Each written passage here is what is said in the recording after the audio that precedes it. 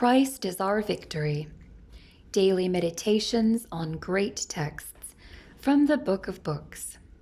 March 1st, Conscience bearing witness. Which show the work of the law written in their hearts, their conscience also bearing witness, and their thoughts the mean while accusing or else excusing one another. Romans 2:15. Paul is speaking of the heathen who had not been enlightened by the gospel as the Jews had been. Yet they were not left without witness, for the Lord had implanted in their hearts a desire to follow the light they had. To man alone, the crowning work of his creation, God has given a conscience to realize the sacred claims of the divine law, and a heart capable of loving it as holy, just, and good. And of man prompt and perfect obedience is required.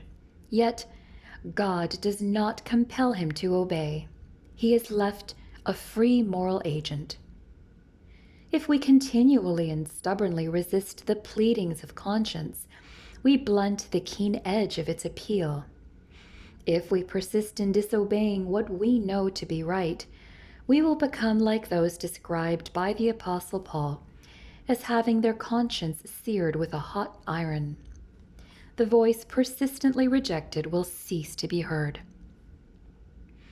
Before he became an alcoholic, the young man felt guilty each time he took a drink. He begged his wife to forgive him and to pray that he might reform, but he persisted in visiting the village tavern with his friends.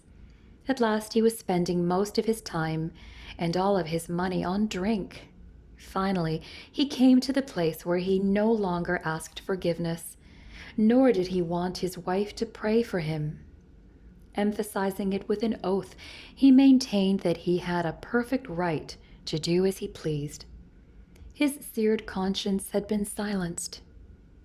One night, he did not return home. The police found his mangled body beneath his wrecked car.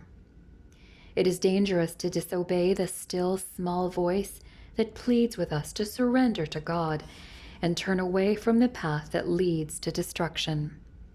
Let us listen to the inward monitor and guide our lives by its counsel.